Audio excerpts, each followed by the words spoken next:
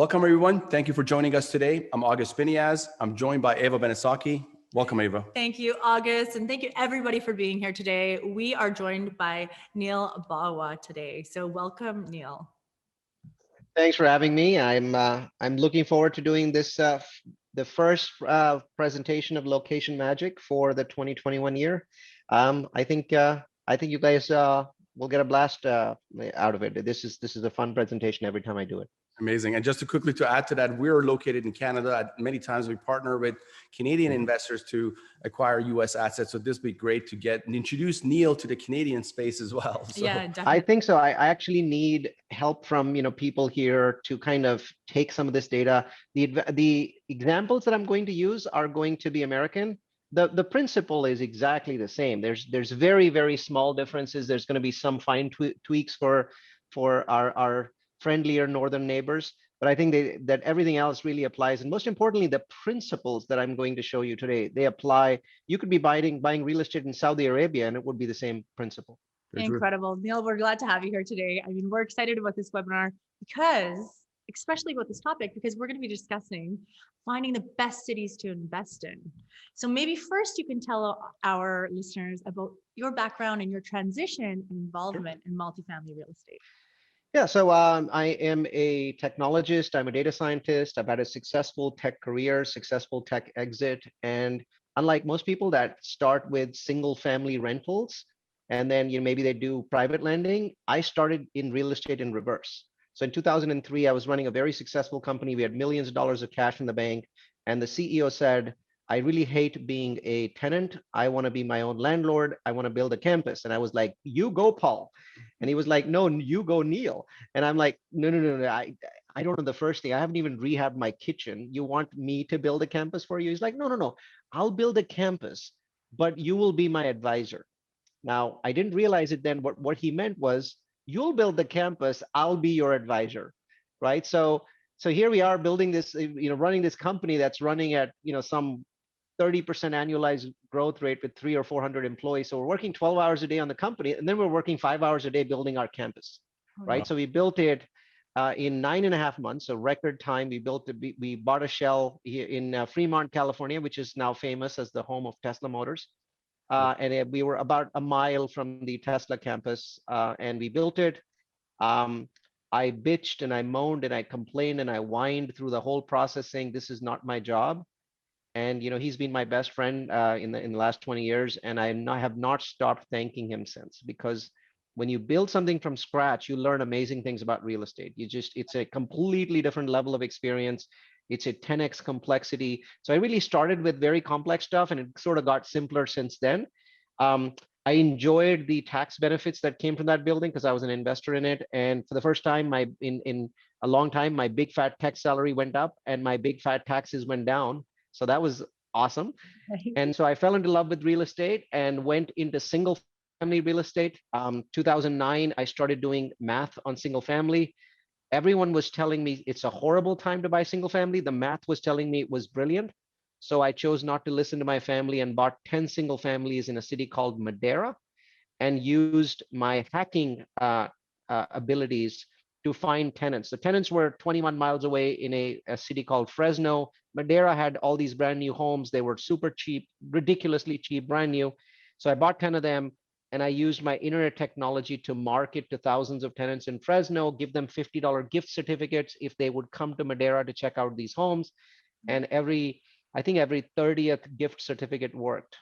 And people saw these beautiful homes. They were double the size of Fresno. They were brand new. And I always gave the gift certificate to women. So if the men were on the phone, we would not offer the gift certificate because the women make the decision. And the women would be like, okay, I'm just going to make $50. I'm going to go there. I don't really want to go 22 miles far. But then they would realize, there's no traffic on that freeway. And so eventually I ended up filling them, and that became part of my story. So I started teaching that story in meetups in the San Francisco Bay Area. And eventually people said, there's a problem with what you're teaching.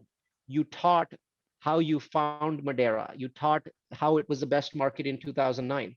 But what if the best market changes every year? What if every year it's a different market? And I was like, well, technically you're right. Every year the best market in America is different. So they were like, then shouldn't you create a methodology to identify the best market in America every single year. And I was like, yeah, that makes sense. And this was all during my technology time. I wasn't a real estate guy. I was just teaching at meetups what I was learning about real estate and how I hacked Zillow and Trulia and all these websites to fill my properties. So it was just an entertaining, interesting experiment that I was doing in the evenings. Didn't have to travel because they were actually coming into my business for the meetup. So I was holding the meetup at my business. So I would tell people, I love meetups because I walk 150 feet from my corner office to this big classroom, and here I am holding a meetup, right? It was awesome. And so it was a passion, and I was doing it for years and years without kind of having any monetization there. But eventually the passion grew into an obsession. And the obsession was I needed to create a toolkit. It needed to be completely free. No one should ever get paid any money for this. It's meant to be free. And there's the way it's licensed is you can do whatever the heck you want with it, but you can't sell it, right? So I wanted to give that toolkit away for free. It needed to be something that took 10 minutes. So let's say you picked a random city in Canada or a random city in the US. In 10 minutes, you should be able to tell if it's awesome for real estate investing or shitty for real estate investing, right? And so what I had to do is I had to create a bunch of metrics, apply them, and then remove a bunch of them to keep it simple and still get the same result. So it took years and years of playing with data systems and filtering it out. And it also had to be something that was accessible to everybody for free. I was obsessed with it has to be public data that anybody can go find. So first I designed the system, I applied it to 3,000 cities, and I looked at the max profit and only kept those metrics that were directly affecting profits, removed metrics like schools because I found that the other metrics were compensating for the schools. So I removed a bunch of things, kept 5 metrics. And I realized that those 5 metrics had what is known as a Goldilocks zone. Too hot is bad, too cold is bad. I had to figure out the Goldilocks zone. So I figured those out. And then I said, how do I make this data available to people for free? I was paying for data and I was like, no, that doesn't work for most people, right? It has to be free. So it took another year to figure out free sources. And as you can imagine, every 3 or 4 years, those free sources change. So today I'm going to show you the system. It's called Location Magic. It has 5 metrics. And once again, once you learn the system, you never have to come back to me. You never have to see me again. You never have to talk to me again. It's yours. You keep it. Once in a year, it would be nice for you to come back because as you noticed 1 minute before we started today, I was updating it. So every year I update it. I stick it on my website. And once again, you never need to talk with us. We don't sell anything. There's no Location Magic Pro. There's no Location Magic subscription. It's meant to be free. It's meant to be given to people. If you improve it, please give it back to me, right? That's the only thing I ask for. And it's meant to really create this mindset of that there is no good cities, there are no bad cities. Cities are good, cities are bad every year. Things change. So every year there's a new city in the United States that's great. In my mind, unquestionably, this year it's Idaho Falls, Idaho, right? But last year it wasn't Idaho Falls. Last year, Idaho Falls wasn't even in the top 3, right? So every year these numbers change and every year the cities change. And that's how I use this system.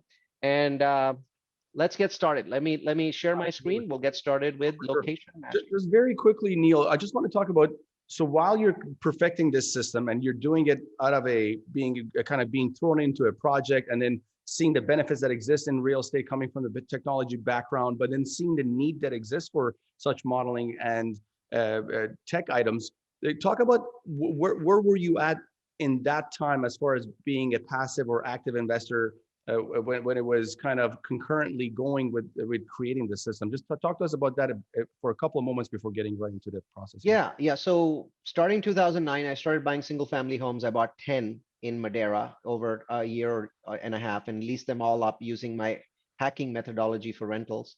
And then I started investing in syndications, which were, multifamily, where people were buying these and I was just giving them $100,000 at a time.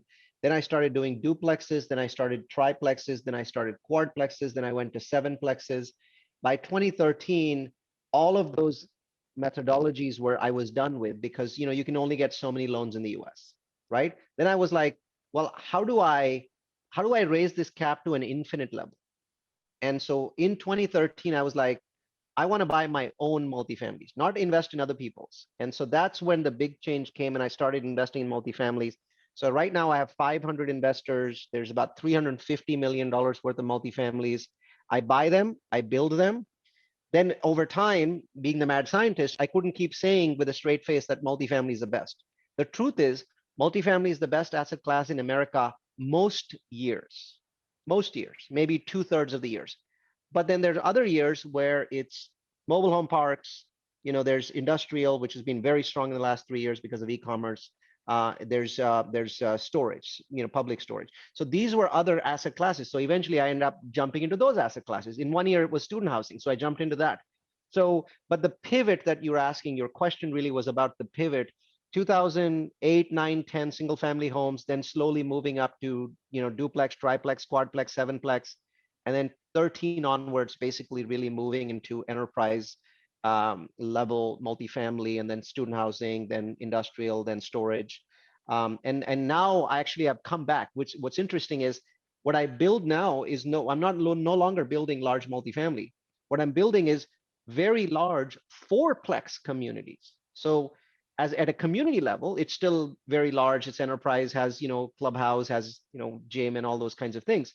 But there's 30 individual investors owning them, because I found that was the most profitable for my investors, and they could keep those profits for the next 30 years and not pay taxes. So it's interesting how I evolve, right? So one of the things that is very dizzying about my investors is every year 𝗖𝗼𝗜 talks about different things. And my answer is every year the world changes. If you keep selling what you're selling the previous year, then how can you be the mad scientist, right? You really have to go after what is the most profitable product of the year. And today, based on the taxation laws in the US, unquestionably owning fourplex is the best, right? So, I for people who don't have that kind of money, I still do syndication projects. And industrial in my mind is slightly better than multifamily. But the bread and butter is really large multifamily, and that's where I think people make a huge amount of money. Everything I'm about to teach you, location magic, applies to single family, right? But I think that there's going to be a time when you're going to get fed up with being a landlord in single family and move to being an investor in multifamily. It's a general, don't be in a hurry. It happens to everybody. In my case, it took 3 or 4 years for me to kind of make that transition. I made plenty of money during that time. So single family is awesome too. Great. Incredible. Awesome. Thank you for that. Thank you for context. Please go ahead. I need panelist access to share my screen. Absolutely. Wonderful. He's going to show us the science and the metric he Yes. uses to find Yes. the best cities to invest Yes. in. Yes, and you know what's interesting is this is a Canadian crowd, so I'm expecting lots of interesting Canadian questions, and we'll answer those as we go. Absolutely. I've made you co-host. Does that give you Okay. enough? Yep. Yes, I'm already there. All right. So let me drag this over. I don't like PowerPoint much, so I'm only using PowerPoint so that you have access to this data later. Everything I'm about to show you. Whoops, wrong power. Let me see. I'm gonna stop share, and I'm going to share the right screen. So I'm going to share screen number 2. There we go. All right. So the PowerPoint deck, you'll have access to. The Excel spreadsheet, you'll have access to. You don't need to write anything down unless I specifically tell you to write it down. So all of that will be given over to you. All right. So Location Magic picks best cities and best neighborhoods in the US, and I've used it to find these obscure cities that you've never heard of. Even if you're American, not Canadian, you haven't heard of Idaho Falls or St. George or Dalton, Georgia, or Sarasota, Florida. These are not cities that people hear about. People hear about the whopper cities, and I always tell people you're missing out on most of the profit. Right? For example, Austin's a great city, and so is San Antonio. Did you know that there's a city in between them called New Braunfels? It's only 30,000 people, but the pressure with both cities growing means Austin grew 3 times faster than New Braunfels grew 3 times faster than Austin. That's what this system is going to do, and that's what all of my investors know about me, that I'm out there finding these nuggets, these cities, and I'm using systems like this. So here's a little bit about my portfolio. I told you a little bit already, so I'm going to skip past it. As you can see, new construction, existing properties, multifamily, storage, industrial, and fourplexes, you name it. I mean, I'm into everything. So here's the most boring portion of my presentation. My lawyer forces it on you. This is an educational webinar. It doesn't squeeze out the risk. My recommendations are not magic. They're opinions. Do your own due diligence. Consult professionals, and understand that even if you do all of those things, you could still lose money, because real estate is an at-risk investment. And feel free to type in your questions or your favorite cities. I'll take questions at the end when I have time. All right. So I said there are 5 things you need to know to figure out the best cities in the US. Here's the first one. you need to know how quickly a city is growing. People will say, oh, that's not hard, because it makes sense, right? I want to invest in a city where the population is growing. That makes sense. Yeah, but the trick is how much. So we put 3,000 American cities into a sauce, and we kind of churned it around, and we said, how much population growth do you need for the city to just go supernova, for the city to run out of space, and for people to go crazy so that home prices go up like at insane values? How much? And the answer is 10.5. Right? And you're like, what? 10.5? What the heck is 10.5? No city in the US grows at 10.5% a year. Yes, but they're growing 10.5% between a set of years. So take a look at the screen. It says you want 10.5% population growth between 2011 and 2019, because that is what is being shown for the United States. And you're like, yeah, but I live in Canada. But the answer is, it doesn't, the math doesn't change. So what you need to do is look at Canadian websites, and there's plenty of them that will show you the 2011 to 2019 growth, and you still need to be at that 10.5 number for Canada. Now, if it's a really big city like let's say Vancouver, then growth is going to be slower. Vancouver doesn't grow as quickly as a smaller city. Toronto doesn't grow as quickly as a smaller city. So you've got to adjust for that, right? So a little bit of an adjustment, 7% growth in that time frame, 2011 to 2019. And you might say, Neil, you're in 2021. Why don't you say 2011 to 2020? Well, that's because public data always tends to be a year out of sync, right? So I'm building and giving you a system that's publicly available. You're welcome to go spend $2,000 and buy Canadian data on 2020. But I can tell you, you'll end up with the same list of cities. It'll be a waste of your money, right? Cities don't change over years. Cities change over decades. The only time when cities change over years is when a hurricane hits, like Katrina and New Orleans, or when Amazon says that our new headquarters is going to be in so-and-so city. Then they change over the years. But otherwise, they always change over months, right? Over decades, which is why 2011 to 2019 is just fine. You're going to end up with the same list of cities. All right. So what happens next year, Neil? Is this system only going to work for a year? Oops. Sorry, this is a typo. This 10.5 applies to 2021. I didn't fix that one. I'll fix it for you before I send you the PowerPoint. In 2022, I want you to add 1.2% to this number. So you don't need to come back to me. And my general number is not going to be 1.2. When I do this next year, it might be like 1.1. It might be 1.3. So you can either show up at my website and I'll give that to you and grab the number from me next year, or you can just use this rule. Every year, add 1.2%. So next year, you're going to say 10.5 plus 1.2. So 11.7. That's your new number for population growth. Does that make sense? Right? Awesome. Now, where do you find this data? Well, you're a Canadian, so you'll have to do it slightly differently. I'm going to show it to you how, what we do as Americans to find this data. We actually tried this a bit before you started the presentation. We went and tried it for Vancouver, and it was a bit of work, but we got some numbers, but we didn't complete it, unfortunately. Yeah. Got it. Okay. Well, I'm going to do a little bit of research for you guys, and if I find it, I'll send it to you because there's so much online data available, right? But here, I'm going to show it to you for the US, and then we'll see what we can do about Canada. So if I type in population space name of any American city, Google gives me the data. And Google has this data, and as you can see, I'm going to use Columbus as my example. It's not my favorite city, it's just an example city. What I like about Columbus is it shows you how in the same state that's doing poorly, Ohio has not done well in population growth, you can have gems and you can have cities doing poorly. And guess what? Because investors don't do the job, they're paying the same amount for homes in all of these cities. You see 3 lines, right? The blue line is Columbus. Notice continuous growth, right? You see Cleveland going down. You see Cincinnati going down, but you see Cleveland going down sharper than Cincinnati.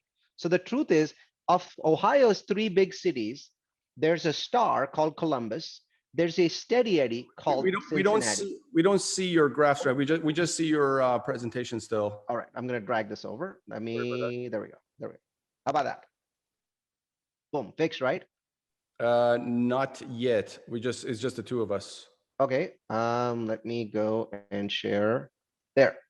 How about that? It's just coming up. Yeah, yep, it's all good. And if you want to repeat a couple of those items, so sure. if you don't mind. So The PowerPoint deck, which you weren't able to see before, was this: 10.5% growth. You typically want a city between this level of population, right? Most cities that you'll invest in will be in this kind of range. If the city is a little bit smaller, micro cities, I gave you a different number. If you're investing in a mega city, I gave you a different number. But most of you will end up investing in cities that like this. So 10.5% population growth. And this number, by the way, should be 10.5. I needed to correct that. And then each year you're going to add this number so that you can use the system in the future, right? Now, where do you find the data? Well, that's what I was showing you just now. I'm pretty awful at sharing, so this is not the first time this has happened to me, right? So here in Google, population, name of whatever city you're investing in, and you notice that Google gives you these charts. Columbus, clearly, awesome. Cincinnati, in orange, steady Eddie. No growth, not up, not down. People like living there, they're not leaving. Whereas Cleveland is a significant downward trend. In 2011, Cleveland had 403,000 people. Today, they have 385. Now, it's not a big downtrend. There's lots of cities that lose population much faster than that. But clearly, should I be paying the same amount of money to invest in Cincinnati, Cleveland, and Columbus? The answer is hell no. Look at how much growth Columbus has. But do you know that people have been paying the same amount of money in all three of these cities? Because in their mind, it's like, well, Rust Belt, city, it's Ohio doesn't grow much. I'm going to pay the same amount, right? That's how silly investors are when they make these decisions, because it only took me a minute to figure out that one of these two cities in the same state is a lot better than the other two, right? That's how easy it is. And again, there'll be plenty of places where you can find population charts for any Canadian city, right? If you have challenges, come back to me. I'll find them for you. But if you spend 20 minutes, I think you'll be able to find them. All right, that's our first rule. Here's real focus number 2, median household income. Once again, lots of sites that give you that information. What we use in the US is called city-data.com, and I'll show that to you in a minute. You want 35.2% median household income growth between 2000 and 2019. So over a 19-year time frame. And next year, I'm going to make it 2020, and the number will change. But for today, it's 35.2%. That's your base, right? You want to be higher than that kind of. You want to be higher than that, right? Anything above that is good. Now, people are like, so like, is 70% twice as good as 35? No. Once you hit the base, that's a good city, right? There's lots of other reasons to go into cities. But once you hit your base, the city is at the point where it can support continuing rent growth. As an investor, you make money off of rent growth, even though appreciation is necessary. But the beautiful thing is, if income is growing, you get both. You get rent growth and appreciation. You get to have your cake and you get to eat it too, right? Mm-hmm. So that's the beauty of using this 35.2% system. And now, again, I might tweak these numbers for Canadian because your major cities have been on fire for a while. So these numbers may be a little bit low. You might have to bump them up a little bit, right? Again, this system was invented for Americans. Feel free to tweak it a little bit. The methodology remains the same. All right. So this number applies to 2021. Next year, you're going to add 1.5% to this number. You're going to add 1.5%. So next year's number will be 36.7. Does that make sense? Right? Where do you get it? Well, for American cities, and I don't know if this works for Canada, for American cities, we use this website called city-data.com. So don't forget the dash. In Canada is the Canadian government website. Canadian government website. Yeah. If you guys can actually plug that into chat, please do so. Right. So pull that up for your people and plug it into chat so they can use it. I'm going to go with Columbus, Ohio, because that's my demo city. Right. So here we are, Columbus, Ohio. I scroll down a little bit, and here I see median household income in 2019 was $57,000, and it was $37,897 in the year 2000. Now, what do I do with these numbers, right? That's the question. Well, I have an Excel spreadsheet. You guys are going to get it. And oops, I got to move this here. All right, so here's the city data website. You guys see it now? Yes. Okay, all right. What I'm going to do is I keep forgetting that I'm using this on a second monitor. So what I'm going to do for a second is I'm going to stop sharing. And I will share my first monitor, so I'm not making that mistake over and over. And I will drag it over to this side. There we go. All right, and I'm going to drag over your video to the other side. And that also means that in PowerPoint, I got to move the PowerPoint. So I'm going to move the PowerPoint to the primary monitor. So slideshow, monitors, primary monitor, and share. All right. Sorry. No. Technology always messing us up, right? No. All right. So now what I was showing you was this website. So on this website, very close to the top, there's this section that says estimated median household in 2019, 57,000. In 2019, 37,000. I'm going to give you an Excel spreadsheet. You take that Excel spreadsheet, you plug in both the 2000 number, the 2019 number, and you'll notice that either it'll be green or it'll be kind of, orange, or it'll be red. Obviously red is bad, green's good, right? Orange is okay. It's kind of in the middle, right? You're kind of in the threshold where you're still kind of okay, right? And so the same thing applies for population growth, by the way, right? So, in this case, again, I just tweaked this system here, but it should be greens, right? Because we talked about 10.5%. So Columbus is still in the green zone, but I have to tweak the settings here because I was changing it right before we got started. So here you notice I plugged in two numbers. The system gave me a thumbs up and gave me a calculation. So you don't really have to calculate it, just plug the numbers in here. And it's at 36% now, which means that Columbus's income was not that far above our threshold. So the question people ask me is, you said 35.2, this is 36, it's not too far. Neil, what if it was a little bit lower? What if it was 34? Would you ignore Columbus? The idea is no, I would look at the other four metrics. If a city does well on four metrics and just misses the mark on one, ignore it. If you ignore it on every single one of the five, then you're really not using the system. Then you might as well not use it, right? Clearly, it's not a city that works for us. But yes, very often good cities miss the mark on 1 out of 5 metrics. Now, if they miss it by like a huge, gigantic number, once again, you may not want to consider that city. But if it's a tiny miss on 1 out of 5, I think there's enough leeway there, right? All right. Now, the third rule, and that was, by the way, the second rule, right? So that you notice that the incomes increased here in just the right proportion, about 36%. And you might say, ooh, that was close. And the answer is yes, but Columbus is a Rust Belt city, right? You heard about the Rust Belt not doing so well, America losing jobs to the Chinese. That's Columbus, right? Obviously, San Francisco Bay Area or Los Angeles or Miami are going to do a lot better. So it's actually not as close as you think it is. All right. The next rule of thumb, the third rule of thumb is, boom, is house and condo value. You'll definitely need to push this up for Canadians, right? So in the US, between these years, we want a 47.5% growth in house and condo value, right? In this time frame, 47.5%. Once again, this number changes once in a year, and I keep bumping it up or bumping it down. Obviously, I may not bump it up. Actually, house and condo value was pretty strong for us during the COVID, so I probably will bump it up again.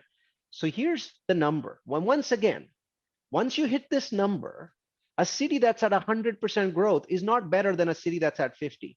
They've both hit the threshold, right? Look at other things like home prices and profits and those kinds of things when selecting cities. So don't get anal about, I have to have the highest number. That's not how it works. Like Vancouver at 250%, I believe. I know Vancouver's kind of crazy, right? So you've got a couple cities that have completely gone insane, and the rules of money don't seem to apply. Yeah, but rent to value ratio in Vancouver just kills it, and we can discuss that in a moment later on. Exactly. There's obviously a few places where this doesn't work, like California. This system, California is not going to do well, even though it matches everything, but it's so expensive that it doesn't work well, right?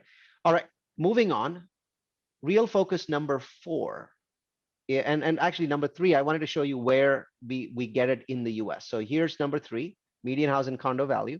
It's in the same exact place that I just showed you a second ago. So I'm going to go to city-data. And you notice that I was showing you income here. And if I go a couple inches down, you see median house or condo value. So here's a number, 2019. Here's a number, 2000. I take the numbers, I plug it into my Excel spreadsheet, and I hope for a number that's higher than 47.5%. Yay, Columbus, thumbs up. It's got 3 thumbs up in a row, right? So it's over 47.5%. Columbus is definitely a city to invest in from a household value growth perspective. So now let's go into Real Focus 4. Real Focus 4 is crime. Now I wasted an enormous amount of my time trying to tie crime to real estate investor profits, and I couldn't. It's actually tied to change in crime levels. So as crime changes, the city's real estate profits change. So I use city dash data. Once again, Canadians, you'll have to use something slightly different. So on city dash data, you need a number that's 500. I'm going to have to come up with a Canadian number for you guys. So I will. You tell me what the source is, and like in an hour, I can come back and tell you what your cutoff number is. So you guys will have to come up with a Canadian crime source. Okay. Yeah, we'll send you And that. I'll send you I'll send you a cutoff point for your cities. We'll Make do sense? it. We'll do a case study on Vancouver at some point later on and share it with our. Yes, but send me multiple cities, right? Because I find like superstar cities sometimes are a little different from medium-sized cities. For sure. So we'll look at that. So in the US, we want crime to be below 500, and we want it to be decreasing. The trend is really where the profits are made. As long as the crime trend is decreasing, the cap rates will go down, prices will go up, right? So that's what you're looking for. For Americans, it's right on the same page. We scroll down a little bit, and you see this table, crime rates in Columbus by year. And you notice that this number, 666, is higher than 500. Luckily, that's an old number. Today, notice how far Columbus has come, 362. That's pretty impressive, right? And you notice also how smooth this decline in crime is. Cities that are going somewhere in a positive direction have pretty smooth crime declines. Then there are cities that are like bumpy, like crazy. Oakland, Memphis is like down, up, down, up. And make up your goddamn mind, city. Are you going to be a low crime city or a high crime city, right? It's just every year is different. All of a sudden they see a spurt in crime, 20 people get shot. And it's like, do I want to be in this city, right? I have no idea. Well, what I like about Columbus is smooth declines, right? Also note that this is why I don't have schools in my system. A lot of people are like, oh, you got to have schools, for cities. The answer is every city has great schools and every city has bad schools, right? But cities that have smoothly reducing crime have smoothly improving schools. That's why I don't need schools in there, right?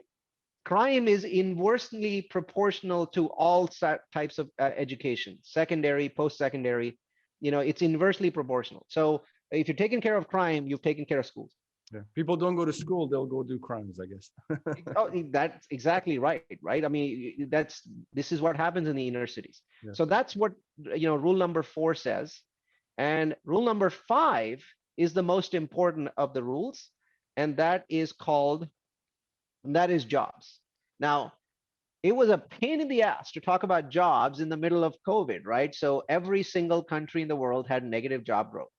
So once again, I had to come up with an innovative way. So the way that the system works for jobs is we have a website in the US called the Department of Numbers. Every country has a website like this, but here's ours.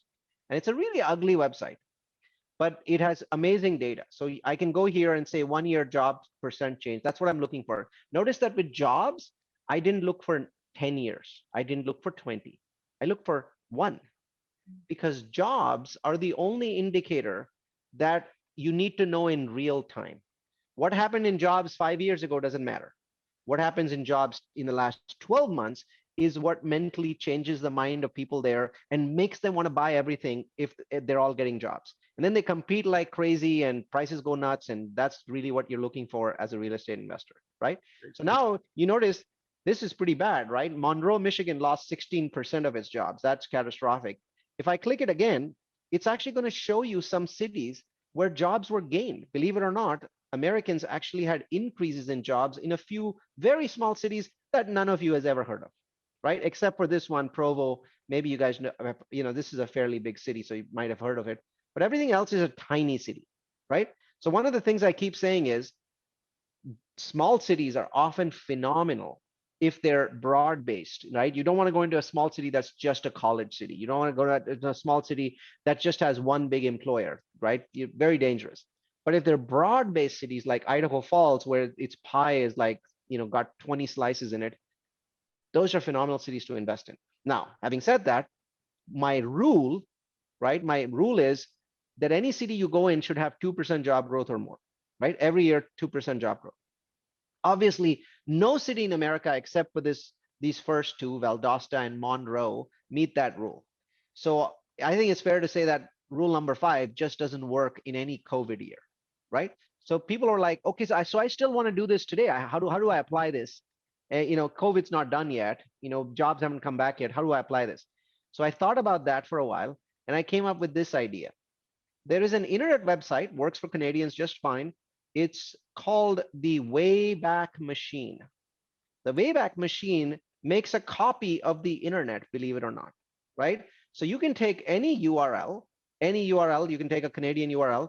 I'm taking this URL, the one that I just showed you. I copy it. I go to the Wayback Machine. I plug in the URL. And lo and behold, this amazing website shows me snapshots of this website at different times in the past.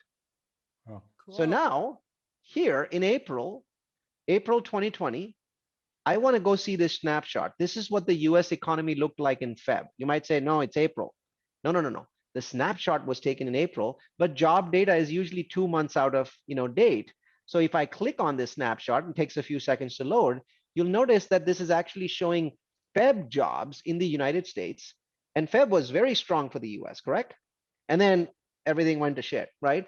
So bottom line is, this is the closest data that I can show you that you can use at this point of time. And you notice very quickly, there's lots of cities doing well, right? Tons of cities that are over that 2% number, tons.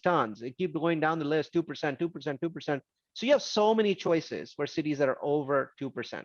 Now, remember the other rules when I was saying 100% is not better than 50? Jobs are the exception. At 2%, you'll make money in real estate. At 3%, you'll be making tons of money. At 4%, you'll be ordering champagne bottles. At 5%, you'll be dancing naked in the street with champagne bottles, right? That's at a city that is at 5% growth, people make 5-year projections in 1 year. That's how insane it gets, because 5% job growth is not 5% home price growth. 5% job growth is essentially the city has no jobs left, no people left. Everyone has a job. So everyone's trying to buy shit, and they're just going around making stupid offers at stuff, right? So I can tell you, even at 4%, 4% is where every broker's like, oh my God, I know, it takes 20 minutes for me to sell homes. That's 4%. At 5%, they're like, oh, I don't even know what to do, right? These seem to disappear without themselves, without listing. That's 5%. It's very rare for American cities to be at 5%, but I specifically target them. Nice. So one of my favorite cities that is almost very often at 5%, and it goes up and down, but it's there, is St. George. So right here, 3.86, right? Incredible number, right? I built an apartment complex here, leased out 4 months in advance, $100 per unit more. Do you know what that means? You hit 10-year returns in 2 years. Wow. Nice. Right? So where do I get that data? Just this one website. And you might be like, yeah, but this is an American website. So what? Canadians have their own data. They have the same exact data. Point is, this is the most important thing I'm going to teach you. Follow the last 12-month job data. When you talk to brokers, they're like, I know more than you can possibly know. I've been a broker here for 20 years. No. This page or its Canadian equivalent, you know more about that market than any broker in existence, because you know why the market is all of a sudden going nuts. And as long as this job number stays at 3% or above, that market will stay nuts. Now, when that number starts to decline, that's when you know, okay, we're not coming to the end of the party, but the party is not going to be as bubbly anymore. It's not going to be as crazy anymore. It's going to become a little more rational, right? Because this is so direct. And job data is the only job that the data that every country, every city has real-time data. Why? Because they're paying Social Security or whatever the Canadian equivalent is using job data. So it's reported to the government every month, and the government publishes things like, last month we had 50,000 jobs created in the economy, right? They say stuff like that on websites. Yes. So bottom line is, you always have the most recent data. Always try to get the most recent data. Now, For the US, it's available on the Bureau of Labor Statistics website. It's just, I find this website to be easier to use, right? So I use this website. I could go to the BLS, click on the Excel, download it, and sort it by jobs. I'm positive that the Canadians have their own data, and I'm positive it's current. Yep. It's always 2%. 2 is good, 3 is great, 4 is buy as much shit as you can because it's about to go nuts, right? So, and as long as it stays at 4, it will stay nuts, and you can charge absurd amounts of money and make crazy amounts of money, right? 4% is where people often double money in 1 year. So quick question for you, Neil. Now that with COVID, when there's such significant job loss, these numbers are all going to be skewed because now you got this huge bump in job creation where it's not coming from jobs being created, but just people getting back their old jobs that they had lost. How are you going to count for that? Or what is your plan moving forward when you're comparing 2021 to 2022 or even 2022, 2023? So I expect that for the next 6 months, you're going to have to stay with the Wayback Machine snapshot for Canada, right? So there's a Canadian equivalent snapshot. You're going to have to use that. Then there's going to be a slight period of 3 to 6 months where jobs are coming back, but they're not quick enough, right? Then beyond that point, if you start seeing lots of Canadian cities go above 2%, the model applies, right? I fully expect job creation in Canada and the US to be very strong coming out of COVID, extremely strong. So there'll be multiple cities at 3%, right? So the answer is simple. I told you 4 is better than 3. Go to the cities that are at 4. Once again, you can buy stuff and sell it like 90 days later for a lot more. And also you can keep your eyes on the trend. If you see the constant growth in trend, no matter where the percentage is at compared to before, and if it's, again, what you mentioned is not just one industry in that city, for example, Alberta, where Ava is originally from, is a very oil dominated economy. That's right. It's so yeah, if it's not just one industry and you see those numbers growing and the trend is there, you can use those metrics to in your That's equation. right. Yeah, keep in mind that later this year, there may be a time when Canadian cities are growing in jobs, but it's like 1%. And I would advise you to just wait a few months. That is a very short-term trend, and you'll move from 1 to 2% very quickly. Once the Canadian economy starts a full recovery, you guys are behind us in terms of vaccines, so you're running maybe 3 or 4 months behind us, but you're on the same glide slope, which essentially means that at some point you're going to move fairly quickly from 0% job growth to 1% to 2%. And I still think you'll go to like 3% because there's so much quantitative easing in the world economy that's affecting Canada as well. So you'll go up to 3%. And so the system will work except for a very short amount of time later this year. Right now, the system works because you're not looking at the pandemic. You're looking at Feb 2020. That's your number. When you're figuring out which Canadian city to go to, you're using Feb 2020. The only exception to the rule that we've seen in the US is this. We were not able to use Feb 2020 numbers for destinations that were very heavy on international tourism. So Orlando got really hard hit because there were so many, tourists coming from Europe and tourists coming from South America. So we had to kind of take that out of our numbers. So cities that are very, very tourism heavy, you may not want to consider them until things settle a little bit more, right? But without, past that, I think the system works if you can find Jan, Feb 2020 data for Canadian cities and just sort them by 1 year change. 1 year change is a constant number that every government in the US in the world tracks. So your government's going to track it too, so you can get access to that data. Great. And that's really the system. I will send you the Excel spreadsheet. I'll send you the file. I'd love to see ideas from Canadians on, whether these numbers are too low or too high. Keep in mind, our data set did not include Canadian cities, and your real estate market has risen more than ours, right?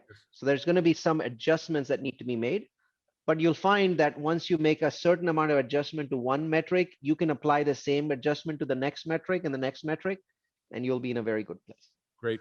And so you're looking for 4 out of the 5 metrics to match and match your kind of base improvement or your base data. I'd like all 5 to match, right? But if as long as 4 out of 5 match and 1 is a near miss, you're in a good place. Got it. And I think me and Ava should, for homework, we will do Vancouver on this model, and we'll also do a suburb of Vancouver or a growing city. Yeah, pick like smaller cities Exposure. near major metros, right? Like 20 miles away, 30 miles away.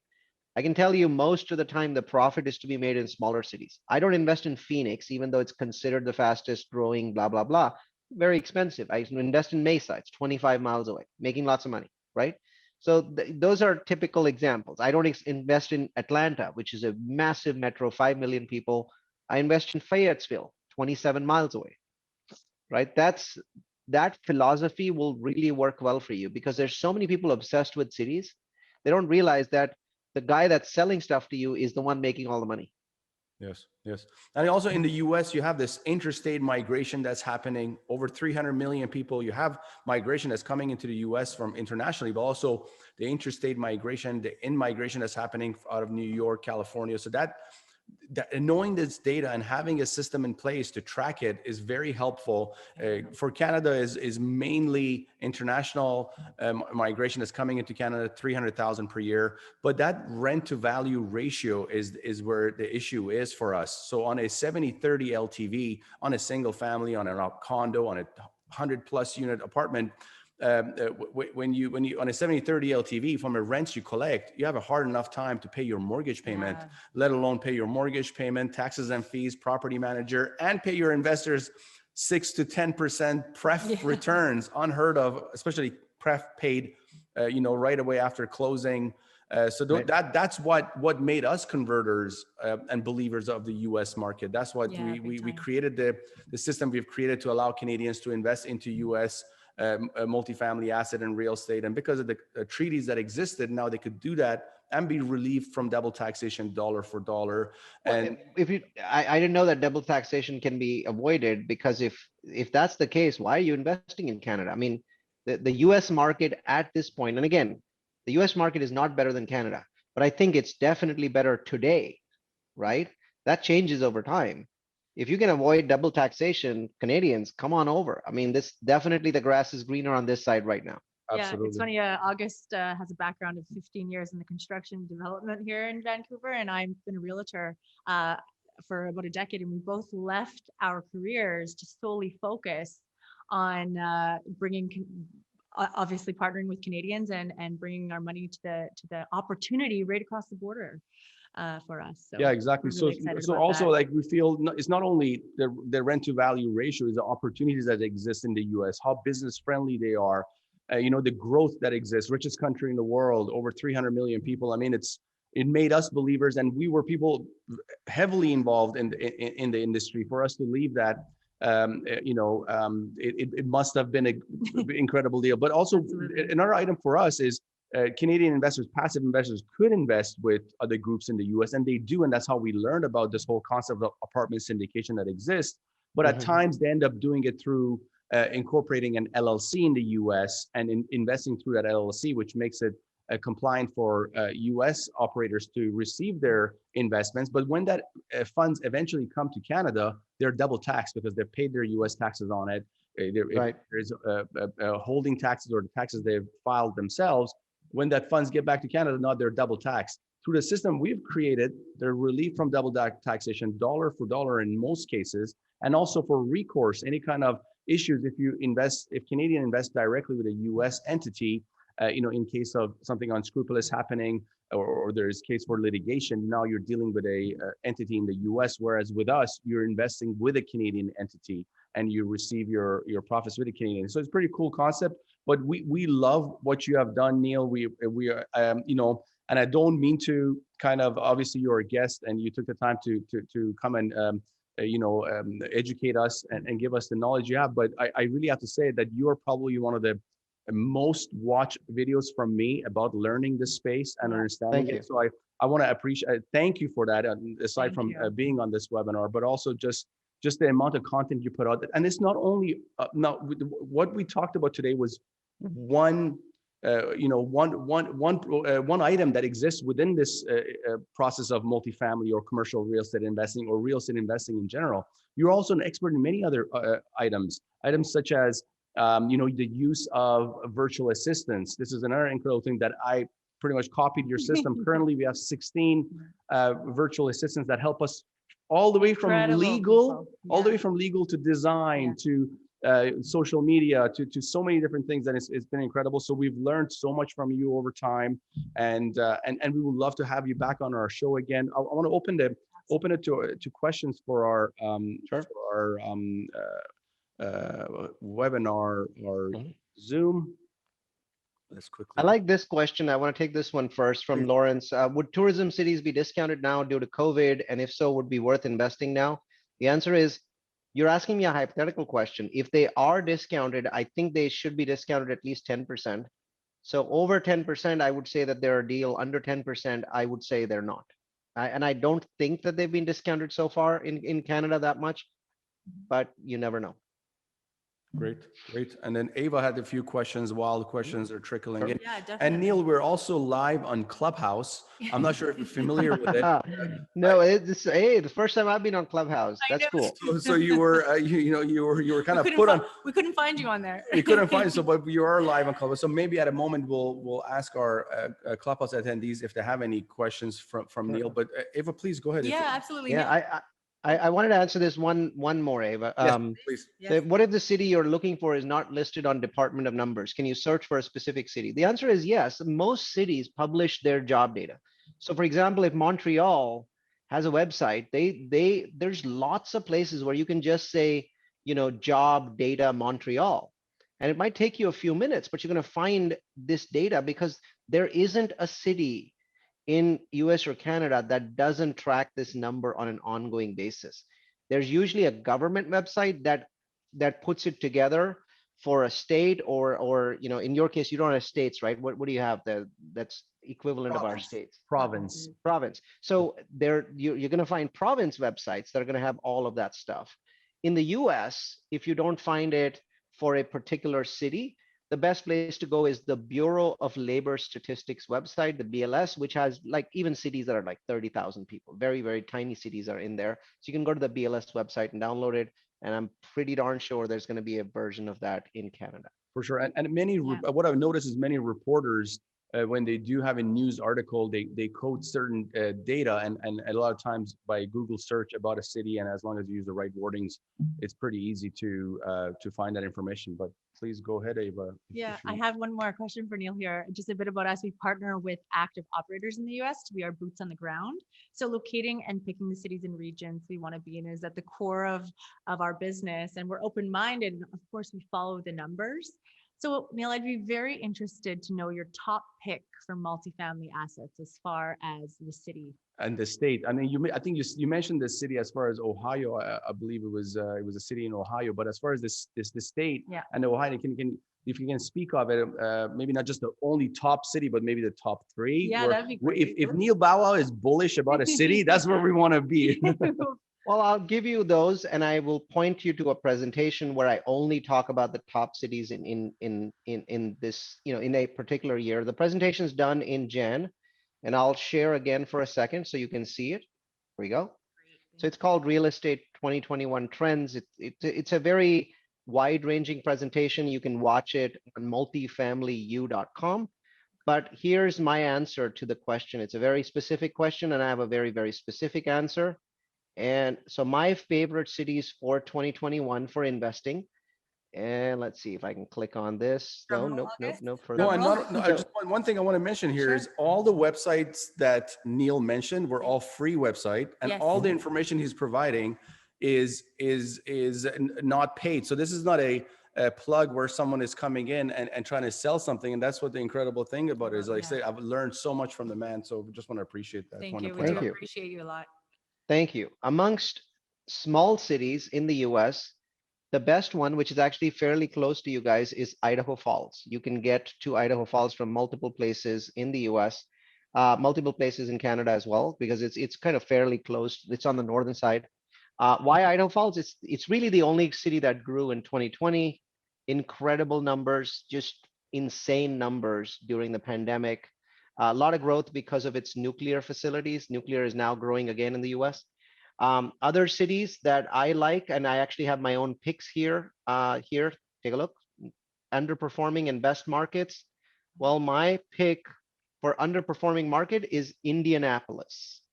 And for best market is Phoenix. Phoenix is expensive. So I suggest that you look 30 or 40 miles outside Phoenix. So the metro itself is very strong, but maybe look 30 or 40 miles out and you'll see some. Buckeye, for example, is 44 miles out, and I think is an interesting city to look at. But Phoenix Metro is my top pick. Indianapolis is what we call the up and coming market. Indianapolis does not qualify on the crime basis, though its crime is dropping. So what I suggest is when you're looking at Indy, just be extra careful about crime. So those are some of my favorite markets. The presentation goes on and talks about multifamily and single family market. I'm going to skip past all of these. So you notice here, I've got pages and pages of markets, and really what's important is context, right? So watch the presentation. I'll give you context on why Killeen, Texas, a very small city of 146,000 people, is a terrific city to invest in. Amazing, incredible. And we had some more questions for Neil. I think Texas seems to be always on top of the list for in migration happening. I mean, you mentioned also Tesla being there, their factory. What is your top pick or top city pick in Texas? And is that also following the same metrics for your reasoning for Texas? All Texan cities meet my metrics, right? So Texas being the fastest growing state in the US, every city in Texas, all the major cities meet my metrics, right? So they're all going to meet them. So it's really going to come down to cost, right? The one that I like, actually, ironically, is Houston. More people talk about Dallas, more people talk about Austin, but I like Houston because I see much more future growth in that city. Okay, right on. Great. We're just going to see if we can bring up our guests on Clubhouse, but we got to invite them to speak. So I've made an invitation. Guys, just FYI, I need to jump off in about 5 minutes. Yeah, we're going to wrap it up in 5 minutes great. for sure. So why don't we go ahead and just have those last questions? Yeah. I ask every guest these two last questions. What is your best or number one advice to a passive investor or someone looking to start passively investing? My biggest advice to anyone that's looking to start at this point or be passive is do not fixate on everything's expensive, right? The question you should be asking for is anything cheap? There's nothing cheap. Multifamily is expensive, single family is expensive, everything else is expensive. Whatever you can buy is expensive. In a world where everything is expensive, everything is cheap. Because if every single thing you buy is expensive, there are no deals. So then everything comes down to an equivalent level. Right? Relative. Everything is relative to everything else. So stop obsessing about this concept of everything's expensive. Oh, Toronto gone up so much, Vancouver gone up so much. Come on, guys. The truth is that real estate values have been going up worldwide. Bitcoin has gone up 50% this year, right? The stock markets have been going up, especially in the US. They've been going up like crazy. So the bottom line is, if every asset rises, they can't all be expensive. Got it. And just to switch that a bit here, on a passive investor looking to invest with an active operator or a sponsor or a syndication, what would be your advice? What should they look for? When they're trying to decide what team to partner with, or kind of advice in that sense as a passive investor? Well, apart from the usual, which is experience and track record, I think what you want is an operator that's numbers driven, an operator that's very, very passionate about their business, right? So what I find is, drivers that have real passion for what they're doing are phenomenal in that they often will figure out ways out of bad situations, which I think is part of the job.